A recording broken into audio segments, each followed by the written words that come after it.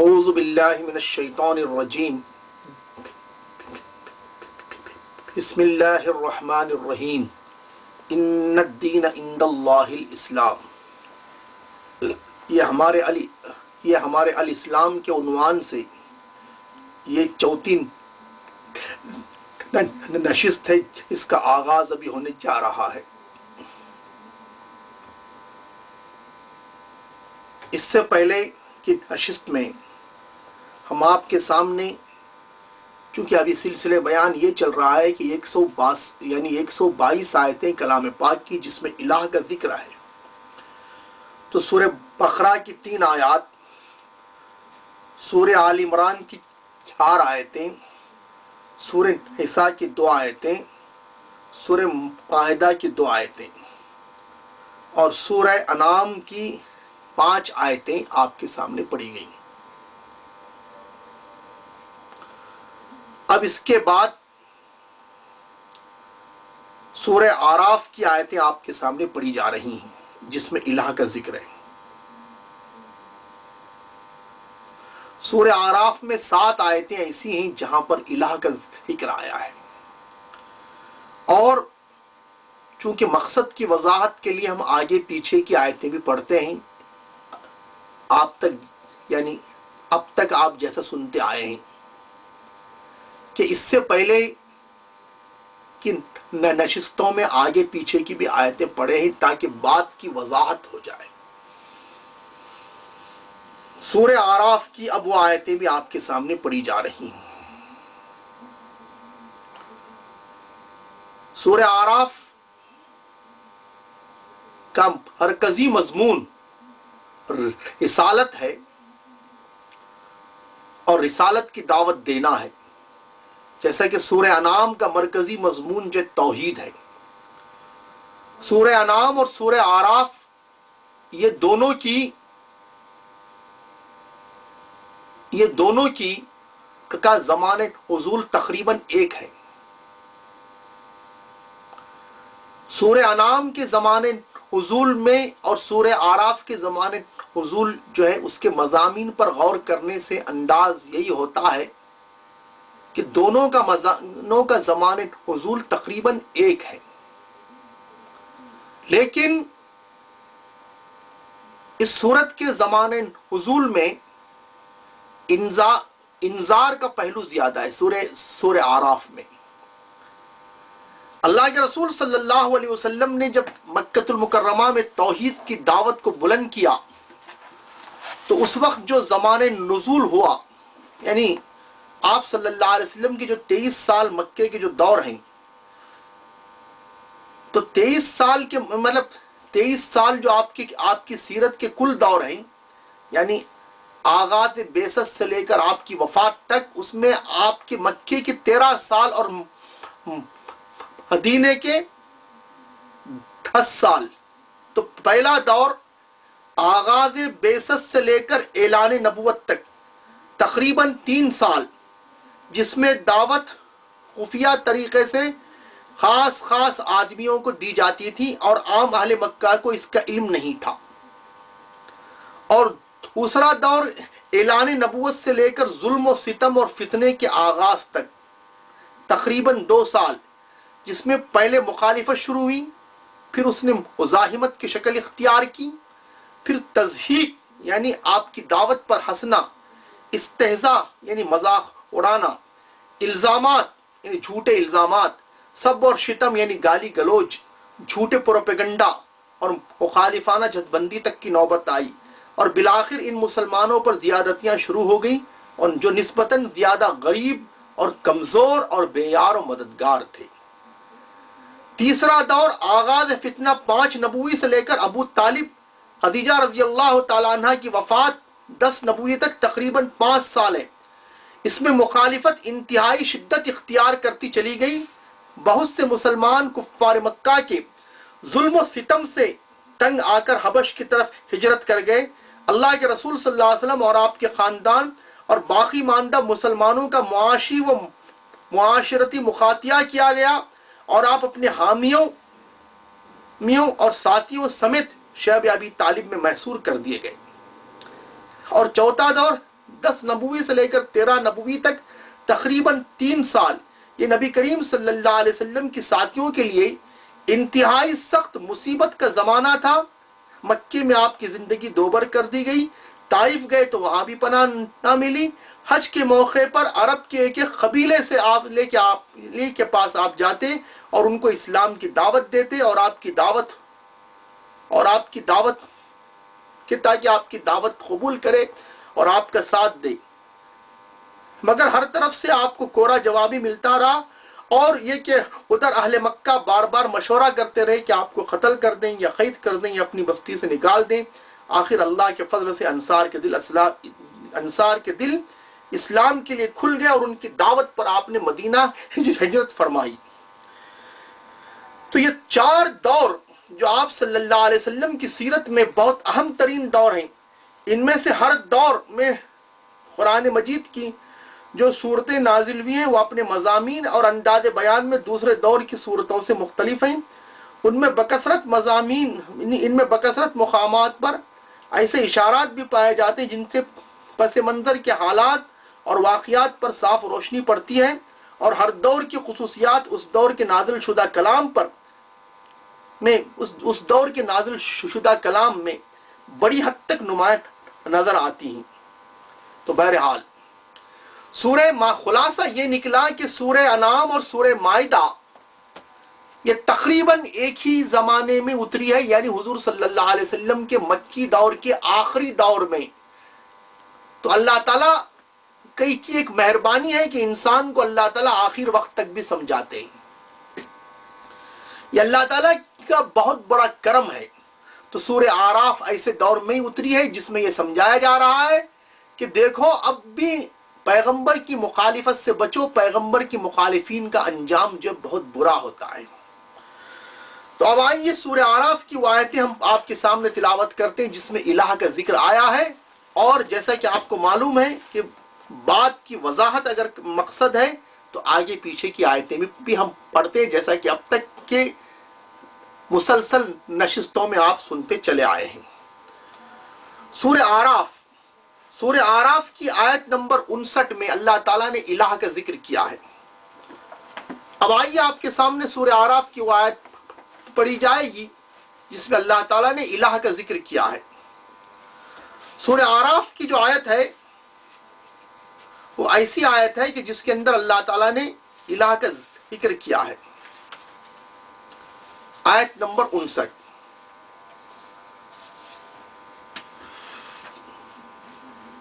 لقد ارسلنا نوحا الى قومه فقال یا قوم اعبدوا اللہ ما لکم من الہ غیرہ انی اخاف علیکم عذاب یوم عظیم۔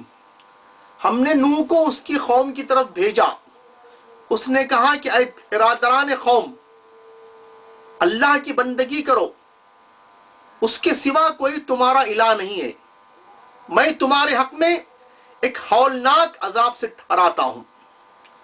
یہاں اللہ تعالیٰ نے نوح علیہ السلام کا واقعے کو بیان کیا، اور یہاں اللہ تعالیٰ یہ بات بتا رہے ہیں کہ حضرت نوح علیہ السلام اپنی قوم میں مبعوث ہوئے اور ان کی قوم کو آپ نے توحید کی دعوت دی۔ بہرحال تو یہاں الہ کا ذکر ہے،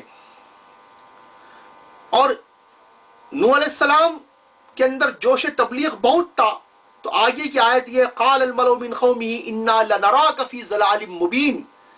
نوح علیہ السلام نے اپنی قوم کے نوح علیہ السلام قال الملأ من قومہ، نوح علیہ السلام کی قوم کے سرداروں نے یہ بات کہی جب نوح علیہ السلام نے اپنی قوم کو اللہ کی عبادت کی دعوت دی اور فرمایا ما لکم من الہ غیرہ، اللہ کے علاوہ تمہارا کوئی الہ نہیں ہے، انی اخاف علیکم عذاب یوم عظیم، میں تم پر عذاب عظیم کے یوم عظیم کے عذاب سے ڈراتا ہوں۔ تو جواب میں قوم کے سرداروں نے کہا قال الملأ من قومہ انا لنراک فی ضلال مبین، قوم کے سرداروں نے کہا بے شک ہم آپ کو کھلی گمراہی میں دیکھتے ہیں، یعنی تم ہم کو ایک الہ کی دعوت دیتے ہو جبکہ ہم ود، سوا، یغوث، یعوق اور نصر کی بھی ہم پوجا کرتے ہیں، ہم ان کو بھی معبود مانتے ہیں، تم نے یہ توحید کی دعوت کا رٹ کیسے لگایا ہے؟ اور جو حالات حضرت نوح علیہ السلام کے ساتھ پیش آئے یہی حالات اللہ کے رسول صلی اللہ علیہ وسلم کے ساتھ بھی پیش آئے، کیونکہ انہوں نے بھی کہا ہم لات عزا منات کی ہم عبادت کرتے ہیں، مگر محمد نے آ کر صرف ایک الہ کی بات کہی۔ تو بہرحال ہر نبی کی دعوت ایک ہی رہی ہے، تو حضرت نوح علیہ السلام کو بھی ایسا واسطہ پیش آیا، تو ان کے قوم کے سرداروں نے کہا قال الملأ من قومه انا لنراك في ضلال مبين قال يا قوم ليس بي ضلالة ولكني رسول من رب العالمين۔ حضرت نوح علیہ السلام نے کہا کہ اے میری قوم، میں گمراہ نہیں ہوں، لیکن میں رب العالمین کا رسول بن کر آیا ہوں۔ ابلغکم رسالات ربی وانصح لکم وعلم من اللہ ما لا تعلمون، میں تم کو میرے رب کا پیغام پہنچاتا ہوں اور میں تمہیں نصیحت کرتا ہوں، اور میں اللہ کی جانب سے وہ باتیں جانتا ہوں جو تم نہیں جانتے۔ اواجبتم ان جاءکم ذکر من ربکم علی رجل منکم لینذرکم ولتتقوا ولعلکم ترحمون، کیا تم کو تعجب ہے اس بات سے کہ تمہارے رب کی طرف سے تم کو نصیحت تمہارے آدمی کے اوپر آئی ہے تاکہ وہ تمہیں تنبیہ کرے اور تاکہ تم بچو اور تاکہ تم پر رحم کیا جائے۔ چونکہ ہر نبی کی مخالفت کرنے والے کو یہی سوال تھا کہ پیغمبر انسان کیسے ہو سکتا ہے، اور کمبخت پتھر کو معبود مانتے تھے، جبکہ پتھر کو معبود ماننا محال ہے، ناممکن ہے، پتھر معبود نہیں ہو سکتا، پیغمبر انسان ہو سکتا ہے، انسان کا پیغمبر ہونا ممکن ہے، اس کو یہ مانتے نہیں تھے، یہ ان کی حماقت اور جہالت تھی۔ اور دوسرا اعتراض یہی تھا کہ اگر پیغمبر کو اگر انسان میں سے پیغمبر ہونا ہے تو انہی کو کیوں بنایا گیا، ہم کو کیوں نہیں بنایا گیا؟ اللہ عالم حیث یجعل رسالتہ، اللہ تعالیٰ نے اس بات کا جواب یہ دیا، اللہ زیادہ جانتا ہے کس کو رسول بنانا ہے، رسول کس کو بنانا ہے، اللہ بہت زیادہ اس بات کو جانتا ہے۔ تو کفار مکہ کو بھی یہی اعتراض تھا کہ محمد کو کون سے سرخاب کے پر لگے ہیں کہ پیغمبر ان کو بننا چاہیے، اور ہمارے اندر کیا کمی تھی کہ ہم نبی نہیں بنے، کہ کمبخت گویا اللہ تعالیٰ کو مشورہ دے رہے تھے۔ اور یہود کو بھی یہ تھا کہ بنی اسرائیل میں سے کیوں نہیں آئے، ارے اللہ تعالیٰ کی مرضی ہے، فعال لما یرید ہے، وہ جس کو چاہتا ہے نبی بناتا ہے۔ تو بہرحال تو یہی بات نوح علیہ السلام نے کہا کیا تمہیں تعجب ہے اس بات سے کہ تمہارے رب کی جانب سے کوئی آدمی آئے اور جو نصیحت لے کر آئے جو تمہاری قوم میں سے، تاکہ تمہیں تنبیہ کرے، تاکہ تم اللہ کی نافرمانی سے بچو، تاکہ تم پر رحم کیا جائے۔ فَكَذَّبُوا فَأَنجَيْنَاهُ وَالَّذِينَ مَعَهُ فِي الْفُلْكِ وَأَغْرَقْنَا الَّذِينَ كَذَّبُوا بِآيَاتِنَا إِنَّهُمْ كَانُوا قَوْمًا أَمِينَ۔ بس انہوں نے جھٹلایا نوح علیہ السلام کو، بس ہم نے ان کو نجات دی، اور جو ان کے ساتھ ایمان والے تھے ان کو کشتی میں ہم نے نجات دی، اور ہم نے ان لوگوں کو جھٹلایا جو ہماری آیات کو جھٹلاتے تھے۔ بے شک وہ لوگ بے شک وہ اندھی قوم تھی، یعنی اندھی سے مراد یہ ہے فَإِنَّهَا لَا تَعْمَى الْأَبْصَارُ وَلَكِنْ تَعْمَى الْقُلُوبُ الَّتِي فِي الصُّدُورِ، ان کی آنکھیں اندھی نہیں ہیں لیکن ان کے دل اندھے ہو چکے ہیں۔ بہرحال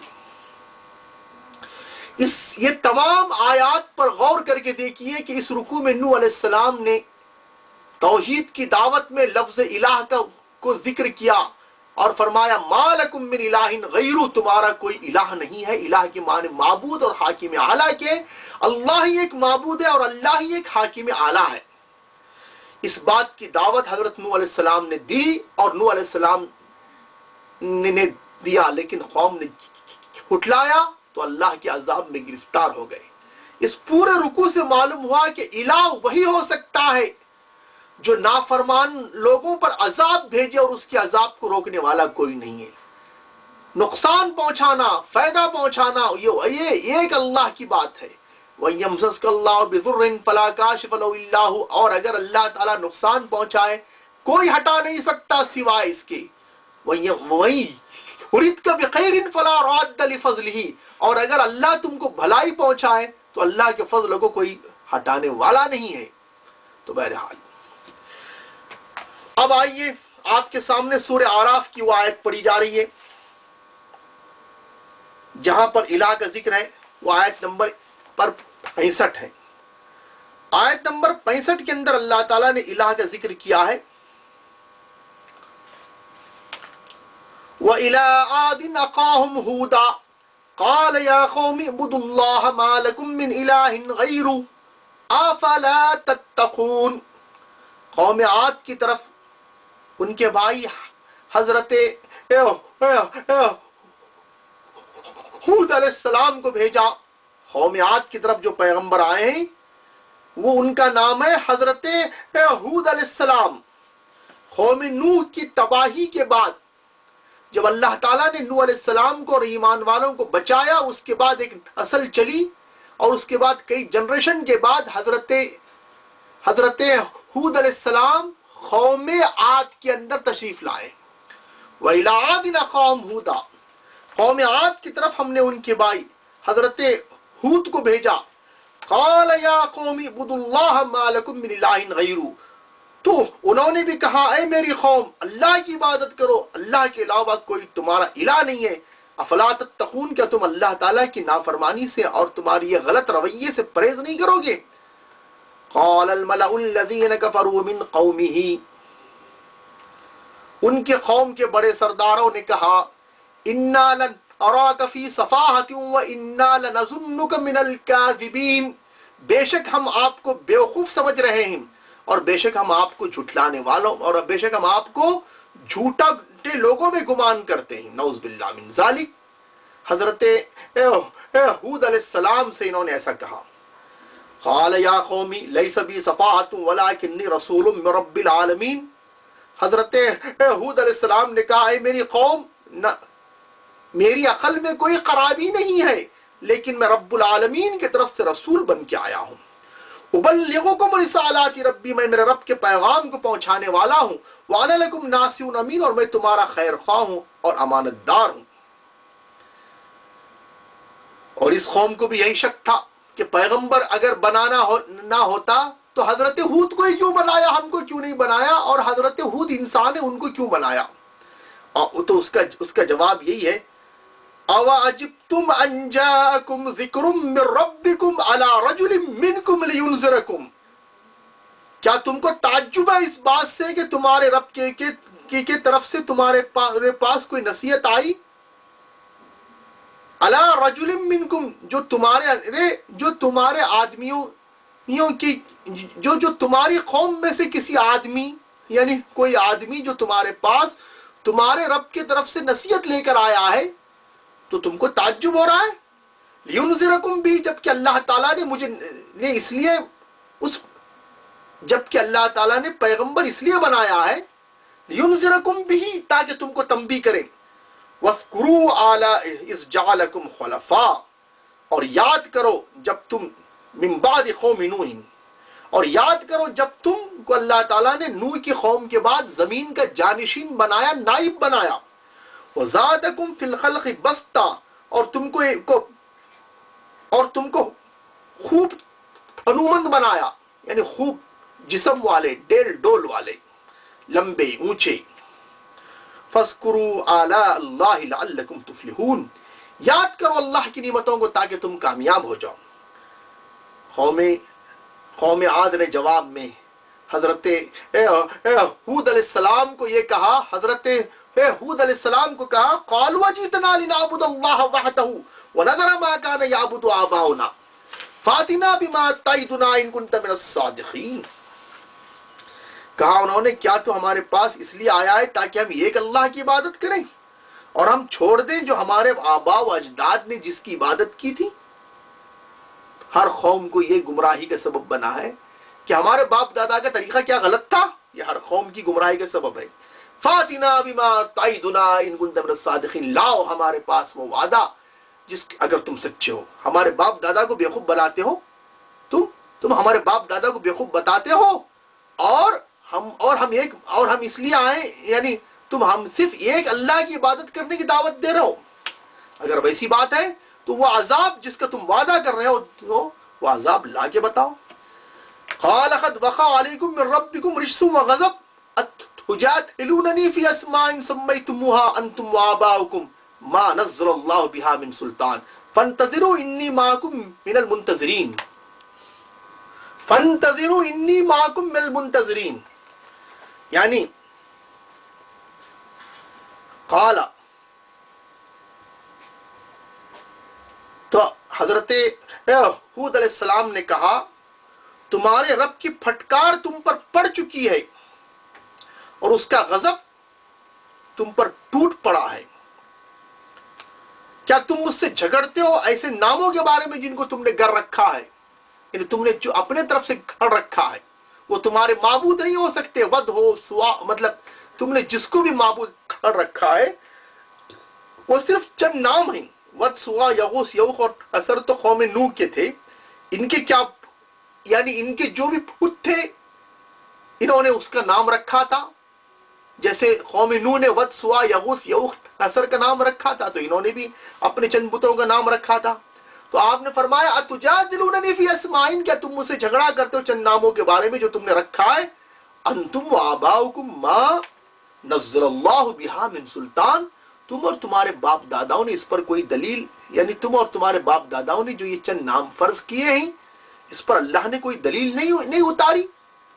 یعنی شرک کی بات ہے، چونکہ اسلام کی خاصیت ہے کہ اپنی بات بغیر دلیل کے نہیں کہتا، دوسروں کی بات بلا دلیل قبول نہیں کرتا. تم جو یہ دعویٰ کر رہے ہو کہ اللہ کے سوا اور بھی کوئی الہ ہے، تمہارے پاس کیا دلیل ہے؟ یہ تو تمہارے باپ دادا نے ایک فرضی نام رکھا تھا اور تم اس کے بارے میں مجھ سے مجادلہ کرتے ہو، مجھ سے جھگڑتے ہو. حضرت ہود علیہ السلام نے یہ بات کہی، فانتظروا انی معکم من المنتظرین، تم بھی عذاب کا انتظار کرو، بے شک میں تمہارے ساتھ عذاب کا انتظار کرنے والا ہوں. یعنی تم تو عذاب دیکھو گے، میں یہ دیکھوں گا کہ تم پر عذاب آئے گا اور میں افسوس کروں گا، کیونکہ پیغمبر اپنے قوم کے اوپر شفیق ہوتا ہے، رحیم. فَانْجَيْنَاهُ وَالَّذِينَ مَعَهُ بِرَحْمَةٍ مِنَّا وَقَطَعْنَا دَابِرَ الَّذِينَ كَذَّبُوا بِآيَاتِنَا وَمَا كَانُوا مُؤْمِنِينَ. ہم نے ان کو نجات دی اور ایمان والوں کو ہماری رحمت سے، اور ہم نے کاٹ دیا ان لوگوں کی جڑ کو جو ہماری آیات کو جھٹلاتے تھے. وَمَا كَانُوا مُؤْمِنِينَ، اور یہ مومن نہیں تھے. قوم عاد کے اوپر آندھی کا عذاب آیا، سَخَّرَهَا عَلَيْهِمْ سَبْعَ لَيَالٍ وَثَمَانِيَةَ أَيَّامٍ، ان کے اوپر اللہ تعالیٰ نے 7 دن، مطلب 7 رات اور 8 دن اللہ تعالیٰ نے عذاب بھیجا. سَخَّرَهَا عَلَيْهِمْ سَبْعَ لَيَالٍ وَثَمَانِيَةَ أَيَّامٍ، تو آندھی کا عذاب آیا. ان تمام آیات پر غور کر کے دیکھیے، اس سے بھی یہی بات ثابت ہوتی ہے کہ الہ وہی ہو سکتا ہے جو اس ہے جو اپنی قوم کو، یعنی جو اپنے بندوں کو ایک وقت تک مہلت دیتا ہے، چھوٹ دیتا ہے، اور جب نہیں مانتی ہے قوم تو عذاب بھیجتا ہے، اور ماننے والی قوم کو اور پیغمبر کو اس عذاب سے بچاتا ہے اور اپنی قوت کا اظہار کر دیتا ہے. کہ جیسے نوح علیہ السلام کو اور ان کے ساتھ ایمان والوں کو بچایا، ویسے حضرت ہود علیہ السلام کو اور ان کے ماننے والوں کو بچایا، اور نافرمانوں کو، یعنی قوم عاد کو غرق کر کے رکھ دیا. اب آئیے آپ کے سامنے سورہ اعراف کی وہ آیت کو ہم تلاوت کرتے ہیں جس میں الہ کا ذکر ہے. آیت نمبر 73. وَإِلَىٰ ثَمُودَ أَخَاهُمْ صَالِحًا، قوم عاد تباہ ہو گئی، حضرت ہود علیہ السلام اور ایمان والے بچ گئے.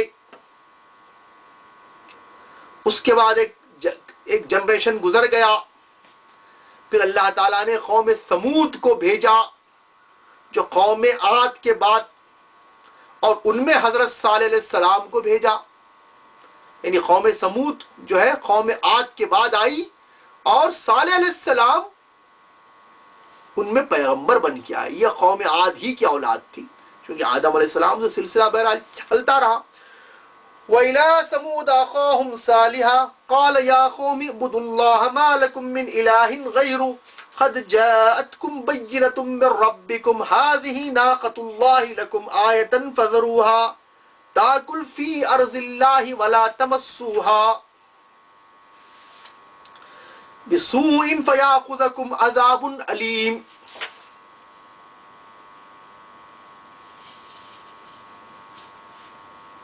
قوم ثمود کے پاس ہم نے صالح علیہ السلام کو بھیجا، یعنی اور بھیجا اللہ تعالیٰ نے قوم ثمود کے پاس ان کے بعد صالح علیہ السلام کو. کہا انہوں نے، اے میری قوم، اللہ کی عبادت کرو، تمہارے لیے اللہ کے علاوہ کوئی الہ نہیں ہے. تمہارے پاس تمہارے رب کی جانب سے کھلی کھلی نشانیاں آ چکی ہیں. قد جاءتکم بینۃ من ربکم ہذہ ناقۃ اللہ لکم، یہ اللہ تعالیٰ کی اونٹنی ہے تمہارے لیے ایک نشانی کے طور پر آئی ہے. فذروہا، اس کو چھوڑ دو. تاکل فی ارض اللہ، یہ تاکل فی ارض اللہ، یہ اللہ کی زمین میں کھائے گی. ولا تمسوہا بسوء، اور اس کو نقصان نہ پہنچانا. فیاخذکم عذاب علیم، تم کو دردناک عذاب آ کے رہے گا. وَاذْكُرُوا إِذْ جَعَلَكُمْ خُلَفَاءَ مِنْ بَعْدِ عَادٍ وَبَوَّاكُمْ فِي الْأَرْضِ تَتَّخِذُونَ مِنْ سُهُولِهَا قُصُورًا وَتَنْحِتُونَ الْجِبَالَ بُيُوتًا فَاذْكُرُوا آلَاءَ اللَّهِ وَلَا تَعْثَوْا فِي الْأَرْضِ مُفْسِدِينَ. اور یاد کرو جب اللہ تعالیٰ نے تم کو قوم عاد کے بعد زمین کا جانشین بنایا، زمین کا نائب بنایا، اور تم کو زمین میں ٹھکانہ دیا. تَتَّخِذُونَ مِنْ سُهُولِهَا قُصُورًا، اور تم جو ہے زمین کے ہموار حصے میں، ہموار میدانوں میں عالی شان محل بناتے ہو. وَتَنْحِتُونَ الْجِبَالَ بُيُوتًا، اور پہاڑوں کو تراش کر تم مکان بناتے ہو. فَاذْكُرُوا آلَاءَ اللَّهِ، اللہ کی نعمتوں کو ذکر کرو. وَلَا تَعْثَوْا فِي الْأَرْضِ مُفْسِدِينَ، اور زمین میں فساد کرنے والے مت بنو. قَالَ الْمَلَأُ الَّذِينَ اسْتَكْبَرُوا مِنْ قَوْمِهِ، اس کی قوم کے سرداروں نے، یعنی قوم سمود کے بڑے بڑے بڑے سرداروں نے کہا. لِلَّذِينَ اسْتُضْعِفُوا لِمَنْ آمَنَ مِنْهُمْ، یعنی قوم سمود میں حضرت صالح علیہ السلام کی دعوت پر جن لوگوں نے لبیک کہا، ان کے کمزور لوگوں سے قوم کے بڑے لوگوں نے کہا. ہمیشہ یہ ہوتا آیا ہے کہ صاحب ثروت، مال والا اور پاور والا ہمیشہ نبیوں کی مخالفت کرتے آئے. اسی لیے سورہ اعراف جو 8ویں پارے سے شروع ہو کر 9ویں پارے میں اس کا اختتام ہوتا ہے، 9ویں پارے کا نام ہی قال الملأ، کہا سرداروں نے.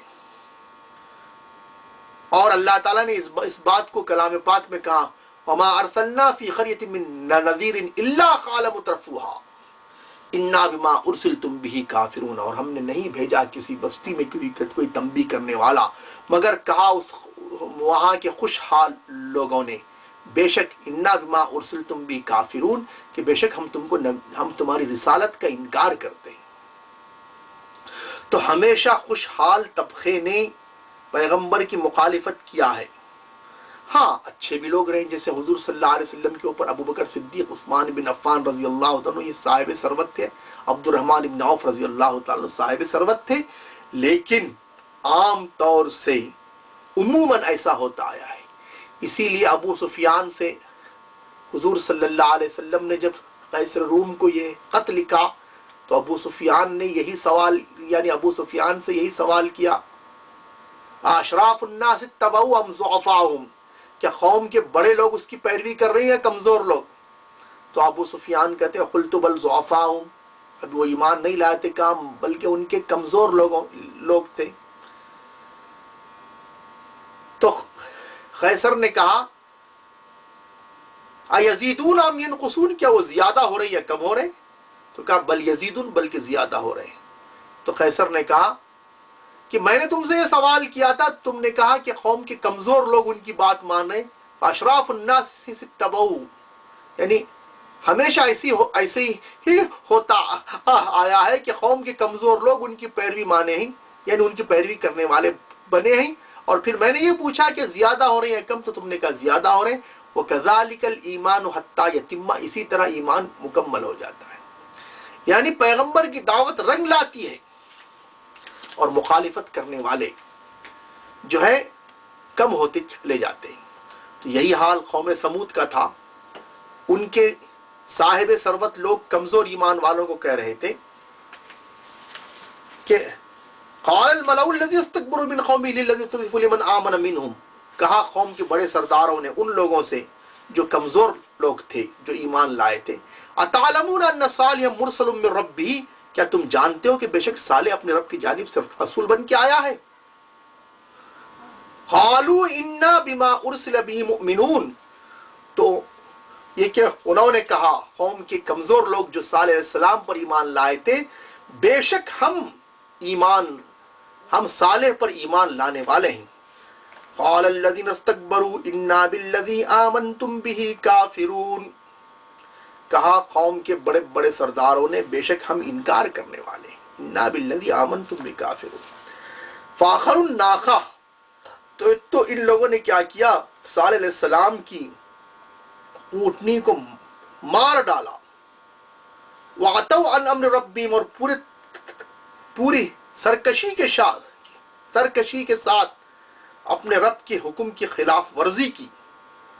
وقالوا یا صالح اتنا، فآخروا الناقہ، انہوں نے اونٹنی کو زخمی کیا، وعتوا عن امر ربہم، اور پوری سرکشی کے ساتھ، پورے تمرد کے ساتھ، پوری طغیانی کے ساتھ اللہ تعالیٰ پیغمبر کی مخالفت کی اور کہا وقالوا یا صالح اتنا بما تعدنا ان کنت من المرسلین، اے صالح لاؤ وہ وعدہ، یعنی وہ عذاب جس کا تم ہم سے وعدہ کر رہے ہو اگر تم اللہ کے رسول ہو۔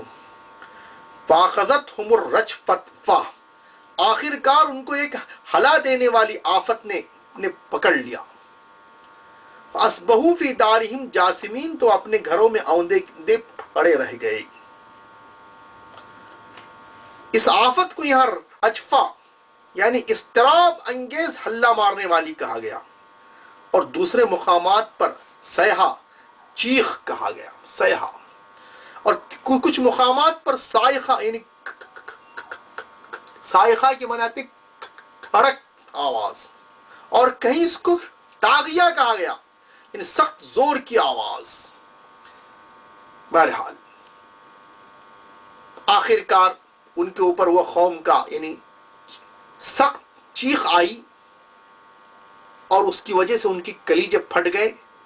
حضرت جبرائیل علیہ السلام کے ذریعے اللہ تعالیٰ نے وہ چیخ سنائی۔ فَتَوَلَّى عَنْهُمْ، حضرت صالح علیہ السلام ان لوگوں سے الگ ہو گئے۔ وَقَالَ يَا قَوْمِ لَقَدْ أَبْلَغْتُكُمْ رِسَالَةَ رَبِّي وَنَصَحْتُ لَكُمْ، کہا اے میری قوم میں نے تمہارے رب کا پیغام پہنچایا اور تمہاری خیر خواہی کی، وَلَٰكِن لَا تُحِبُّونَ النَّاصِحِينَ، لیکن تم لوگ خیر خواہ کو پسند نہیں کرتے ہو۔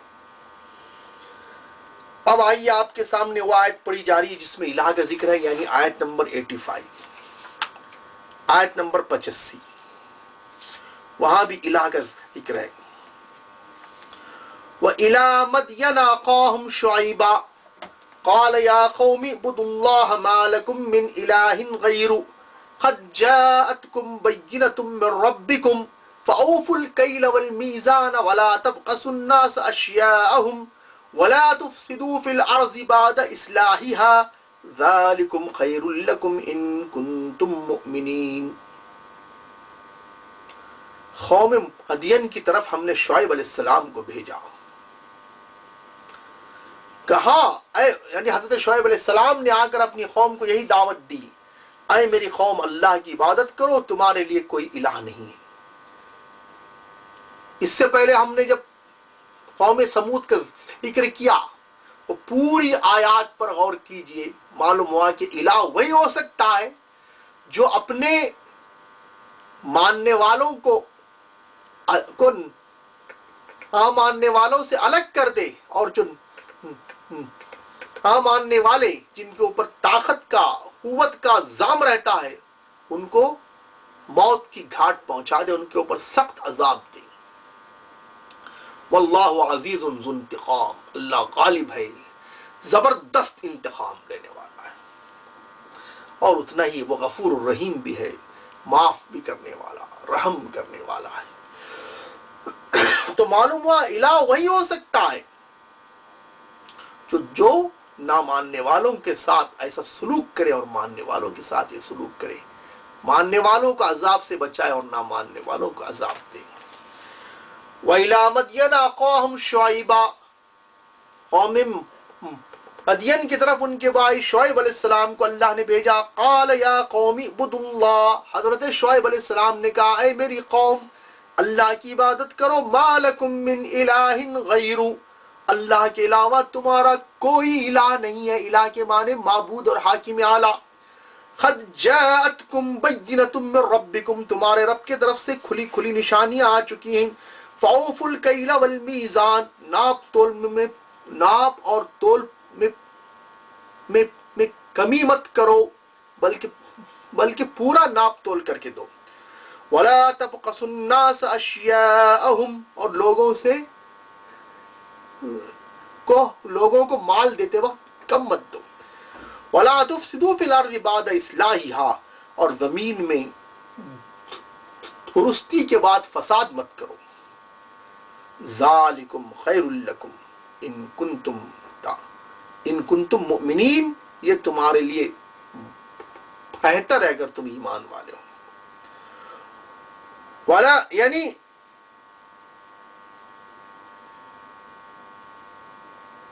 اور یعنی جب بھی کوئی پیغمبر دنیا میں آتا ہے، قوم کو توحید کی دعوت دیتا ہے، شرک کی برائی کو بتلانے کے بعد اس معاشرے میں کیا برائی ہے وہ بھی بتلاتا ہے. وَلَا تَقْعُدُوا بِكُلِّ صِرَاطٍ تُوعِدُونَ وَتَصُدُّونَ عَن سَبِيلِ اللَّهِ، اور مت بیٹھو ہر راستے میں تم ڈاکو بن کر، تم ڈراتے ہو لوگوں کو، اللہ کے راستے سے روکتے ہو. من آمن بِهِ، جو ایمان لایا. وَتَبْغُونَهَا عِوَجًا، اور تم ٹیڑھ پیدا کرتے ہو. وَاذْكُرُوا إِذْ كُنتُمْ قَلِيلًا فَكَثَّرَكُمْ، یاد کرو جب تم تعداد میں کم تھے اللہ نے تم کو زیادہ کیا. فَانظُرُوا كَيْفَ كَانَ عَاقِبَةُ الْمُفْسِدِينَ، دیکھو کیسا انجام ہے فساد کرنے والوں کا. وَإِنْ كَانَتْ طَائِفَةٌ مِّنْكُمْ آمِنُوا بِالَّذِي أُرْسِلْتُ بِهِ وَطَائِفَةٌ لَمْ يُؤْمِنُوا فَاصْبِرُوا حَتَّىٰ يَحْكُمَ اللَّهُ بَيْنَنَا وَهُوَ خَيْرُ الْحَاكِمِينَ. اور اگر تم میں سے بعض لوگ ایمان لائے، میں جو تمہارے پاس پیغمبر بن کے آیا ہوں مجھ پر ایمان لائے، اور بعض لوگ نہیں ایمان لائے، تو صبر کرو یہاں تک کہ اللہ ہمارے درمیان فیصلہ کر دے، اور وہ بہترین فیصلہ کرنے والا ہے. قال الملأ الذين استكبروا من قومه لنخرجنك يا شعيب والذين آمنوا معك من قريتنا أو لتعودن في ملتنا قال أولو كنا كارهين. قوم کے بڑے بڑے سرداروں نے کہا ہم ضرور تم کو اے شعیب اور ایمان والوں کو جو تمہارے ساتھ ہیں ہماری بستیوں سے نکال دیں گے، یا تم ہمارے مذہب کی طرف لوٹ جاؤ گے. قال اولو کنا کارہین، یعنی حضرت شعیب علیہ السلام نے کہا کہ کیا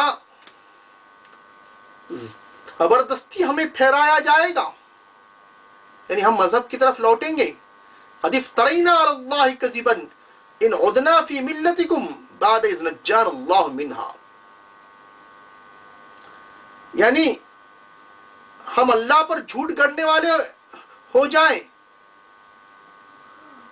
ہم اللہ پر جھوٹ گڑنے والے ہو جائیں گے. ان عدنا فی ملتکم، اگر ہم تمہارے مذہب کی طرف لوٹ گئے. بعد اذ نجانا اللہ منہا، اللہ نے جب ہم کو اسے نجات دی ہے. وما یکون لنا ان نعود فیہا، اور ہم اس میں دوبارہ لوٹنے والے نہیں. الا ان یشاء اللہ ربنا، مگر اللہ تعالی یعنی مگر اللہ چاہے. وسع ربنا کل شیء علما، اور یہ کہ ہمارا رب ہر چیز پر علم کے اعتبار سے وسیع ہے. یعنی مطلب یہ ہے کہ ہم دوبارہ تمہارے مذہب کو قبول نہیں کریں گے.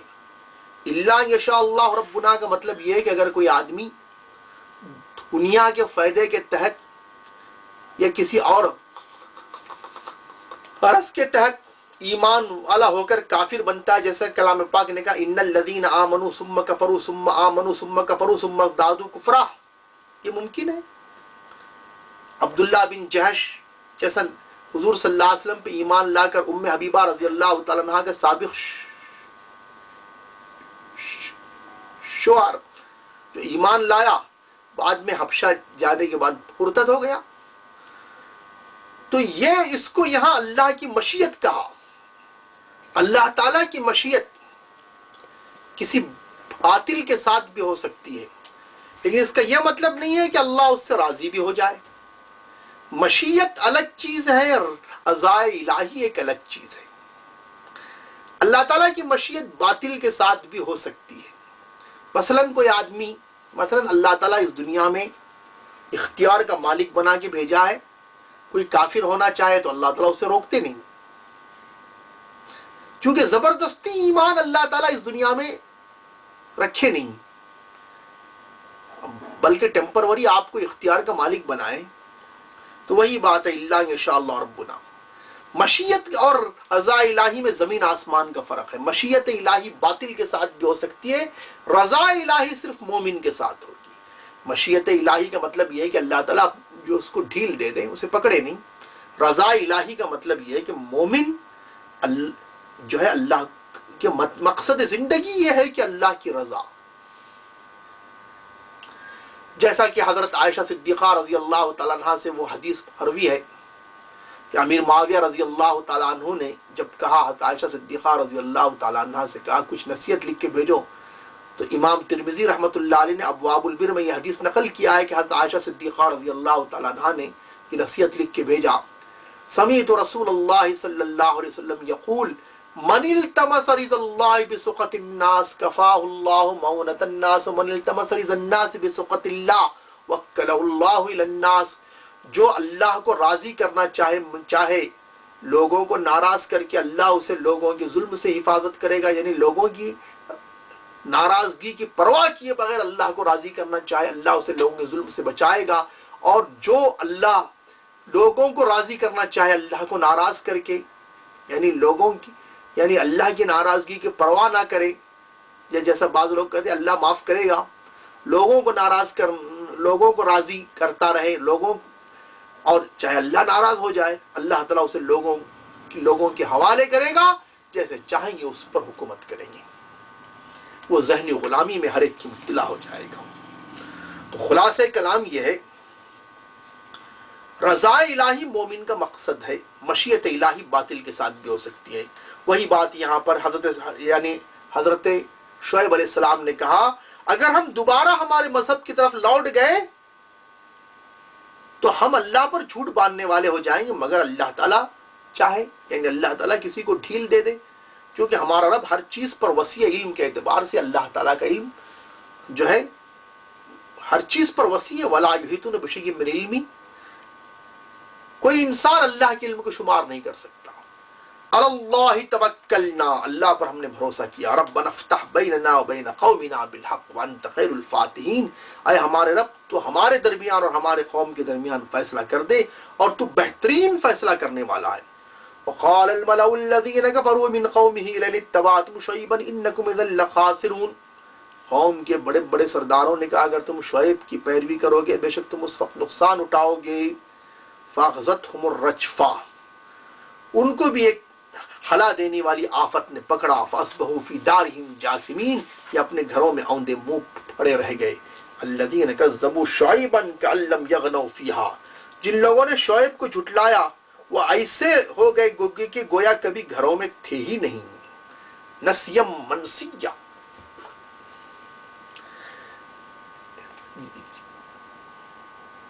یعنی بولتے ہیں نا اردو کا ایک محاورہ ہے کہ تم ایسے غائب ہو گئے جیسے گدھے کے گھر کے سر سے سینگ، یعنی گدھے کے سر پر سینگ تو ہوتی نہیں. تو مطلب یہ ہے کہ یہ ایسے ہو گئے جیسا کہ ان کے نام و نشان نہیں تھے. الذین کذبوا شعیبا کانوا هم الخاسرین، جن لوگوں نے شعیب کو جھٹلایا وہ نقصان اٹھانے والے ہو گئے.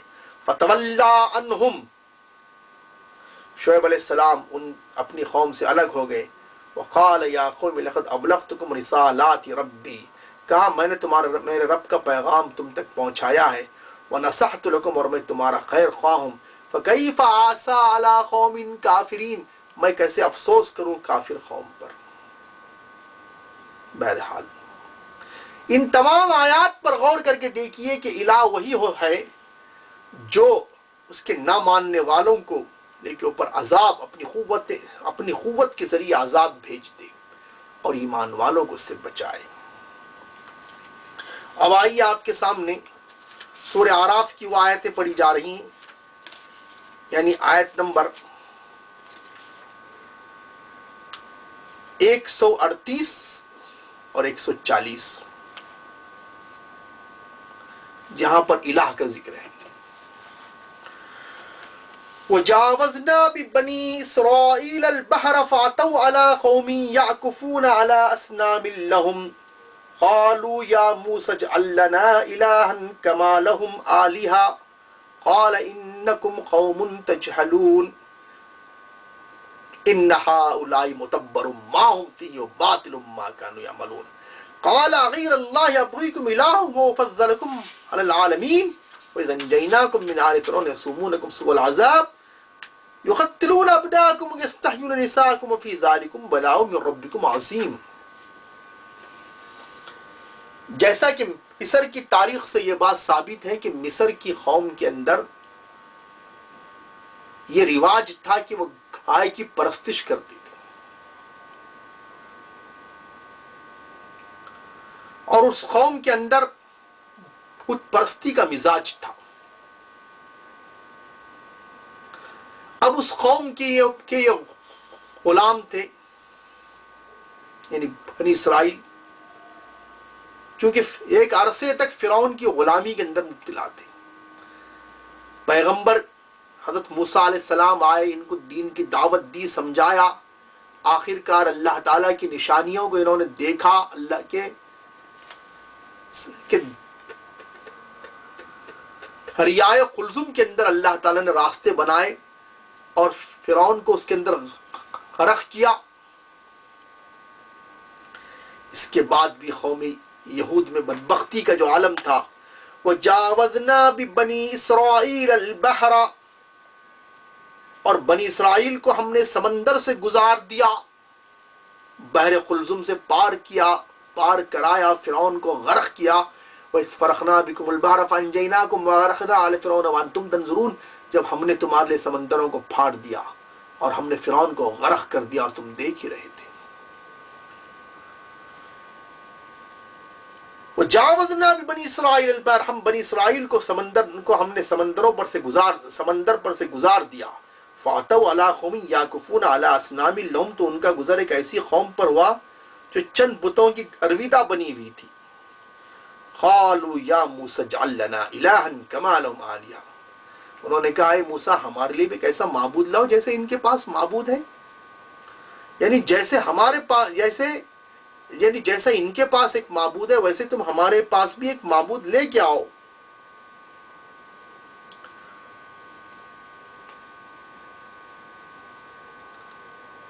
بنی اسرائیل نے جس مقام سے بحر احمر کو عبور کیا تھا وہ غالباً موجودہ سویس اسماعیلیہ کے درمیان کوئی مقام تھا. یہاں سے گزر کر یہ لوگ جزیرہ نما سینا کے جنوبی علاقے کی طرف ساحل کے کنارے پر روانہ ہو رہے تھے.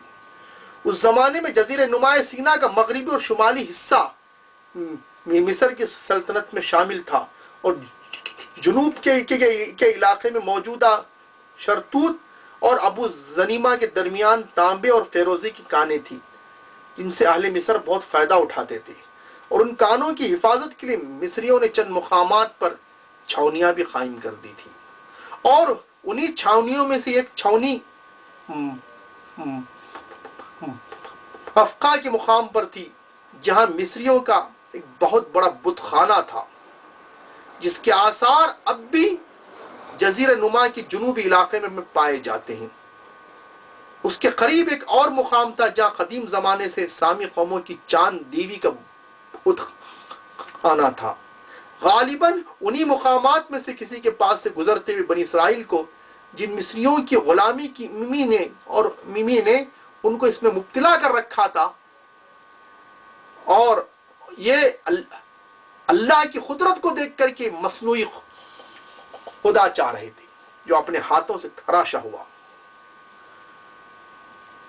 اور بنی اسرائیل کی ذہنیت کو اہل مصر نے کچھ ایسا بگاڑ رکھا تھا. اس سے اندازہ کیا جا سکتا ہے. یہ تمام تفصیلات تفہیم القرآن کے اندر موجود ہے. تو اس قوم کا یہ تمام تفصیلات مولانا سید ابو العالم مودودی صاحب نے تفہیم القرآن کے اندر نقل کیا ہے. قالو تو وہی بات ہے، وجاوزنا ببنی اسرائیل البحر، ہم نے بنی اسرائیل کو سمندر پر سے گزارا. فاتوا علی قوم یعکفون علی اصنام لہم، یہ ایسی قوم پر گزرے جو بتوں کی گرویدہ تھی، قالوا یا موسیٰ اجعل لنا الہا کما لہم آلہہ، اے موسیٰ ہمارے لیے بھی ایک ایسا معبود لاؤ جیسے ان کے پاس معبود ہے۔ قال انکم قوم تجہلون، تو حضرت موسیٰ علیہ السلام کیسے برداشت کرتے، کہا بے شک تم جاہل قوم ہو۔ ان ہؤلاء متبر ما هم فیہ وباطل ما كانوا یعملون، بے شک یہ لوگ، یعنی یہ لوگ تو برباد ہونے والے ہیں، اور جو یہ عمل کر رہے ہیں وہ سراسر باطل ہے۔ تم جس قوم کو دیکھ رہے ہو کہ وہ بتوں کے گرویدہ ہوئے ہیں، یہ تو باطل عمل ہے۔ قال غیر اللہ ابغیکم الہ وفضلکم علی العالمین، کہا کیا میں اللہ کے علاوہ کسی کو الہ تسلیم کروں، جب کیا حالانکہ اللہ نے تمہیں فضیلت دی ہے تمام جہاں پر۔ وَإِذْ أَنْجَيْنَاكُمْ مِنْ آلِ فِرْعَوْنَ يَسُومُونَكُمْ سُوءَ الْعَذَابِ، اور وہ وقت یاد کرو جب ہم نے تم کو نجات دی فرعون کے اہل دربار سے، یسومونکم سوء العذاب، جو تمہیں سخت تکلیف دیتے تھے، یقتلون ابناءکم، جو تمہارے بیٹوں کو قتل کرتے تھے، ویستحیون نساءکم، اور تمہاری عورتوں کو چھوڑتے تھے، وفی ذالکم بلاء من ربکم عظیم، اس میں تمہارے رب کی طرف سے تو زبردست آزمائش تھی۔ ان آیات پر غور کر کے دیکھیے، الہ وہی ہو سکتا ہے جو غیر معمولی قوت اور کرشمہ دکھلائے، جیسے اللہ تعالیٰ نے دریائے قلزم کے اوپر دکھلایا کہ بنی اسرائیل کے لیے یہاں پانی پہاڑوں کی طرح ٹھہر گیا تھا، کالطود العظیم، اور زمین خشک ہو گئی تھی اور یہ آسانی سے نکل رہے تھے، اور فرعون غرق ہوا۔ اور دوسری بات، الہ وہی ہو سکتا ہے جس کو پیغمبر نے الہ تسلیم کیا ہے۔ پیغمبر کسی مصنوعی خدا کو الہ بولا ہی نہیں ہے۔ بہرحال اب آئیے آپ کے سامنے سورہ اعراف کی وہ آخری آیت تلاوت کرتے ہیں جس میں الہ کا ذکر ہے، وہ آیت کا نمبر 158 ہے۔